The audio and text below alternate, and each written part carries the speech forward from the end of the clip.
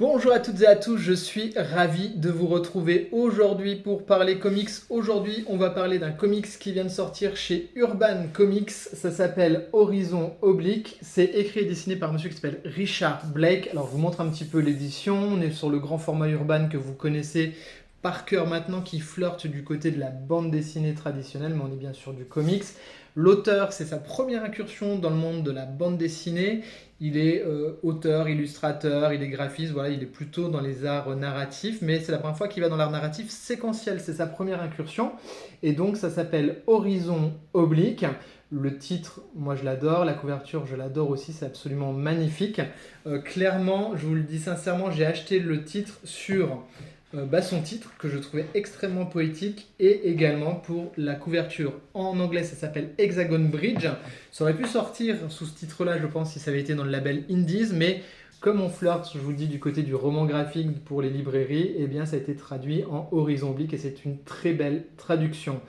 De quoi parle ce titre? Eh bien, c'est un titre qui est un titre de science-fiction, déjà de base si vous n'étiez pas au courant, et où on va aller flirter dans des univers parallèles. En gros, on va suivre l'histoire de la jeune Hadley qui va partir à la recherche de ses parents qui sont des cartographes de ces mondes parallèles, de ces mondes transverses, de ces mondes différents, qui s'appellent Jacob et Elena, ses parents.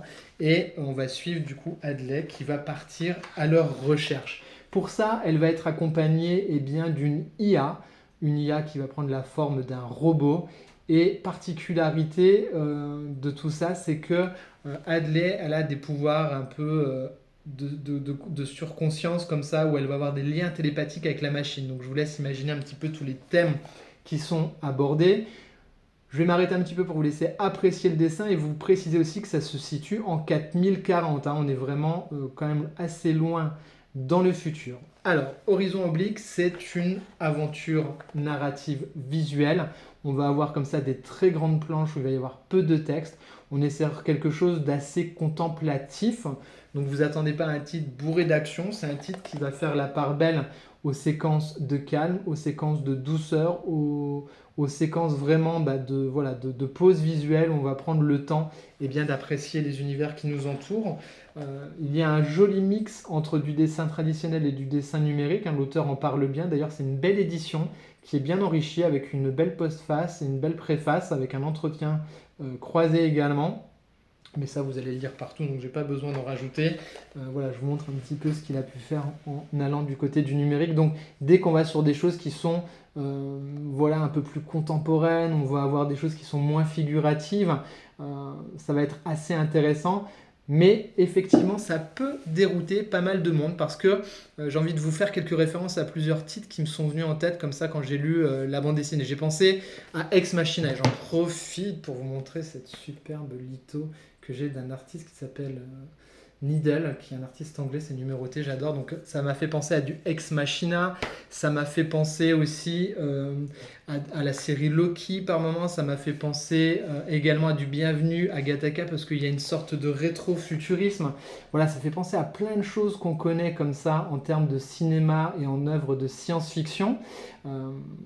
Mais néanmoins, on a un côté un peu Wong Kar-wai dans le sens où on a un peu un côté In the Mood for Love, là, ce côté un peu lent par moment dans le récit.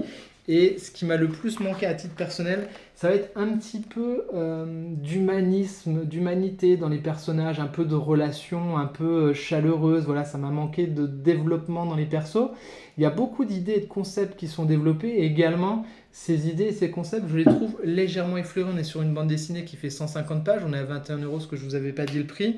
Et alors ça marche très bien, j'ai été pris dans ma lecture, j'ai tout lu d'une traite, ça m'a plu, j'ai passé un bon moment de lecture, mais il m'a manqué des petits trucs pour en faire une œuvre waouh. Alors ça reste une première œuvre, j'espère que l'auteur va continuer parce qu'il y a vraiment quelque chose à explorer dans tout ça. Néanmoins, ça manque un petit peu de profondeur. Alors j'ai envie de dire cette profondeur, on la retrouve soi-même dans tous ces espaces de champs libres qui nous sont laissés.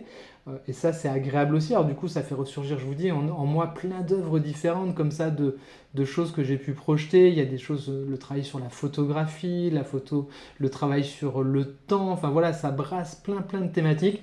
Mais je trouve que c'est un peu trop léger. J'aurais préféré que ce soit un petit peu plus dense, un petit peu plus enrichi. Et également sur les relations dans les personnages où on a un petit peu de mal à s'attacher à eux. Néanmoins, je suis très content de ma lecture. C'est une très belle édition. Et ça m'a fait du bien de lire ça, c'était court, comme j'ai eu un peu de mal à me remettre dans la lecture ces derniers temps. Et bien Horizon Oblique a fait le job pour me donner envie de pousser et de descendre ma palle. Dites-moi en commentaire si c'est un titre que vous avez lu, si c'est un titre que vous aviez repéré peut-être ou pas du tout. Si vous découvrez la chaîne avec cette vidéo, n'hésitez pas à vous abonner, n'hésitez pas à liker et commenter. L'algorithme YouTube adore ça. Voilà, dites-moi tout en commentaire et moi je vous dis à très vite pour de prochaines lectures. Prenez soin de vous, bye bye.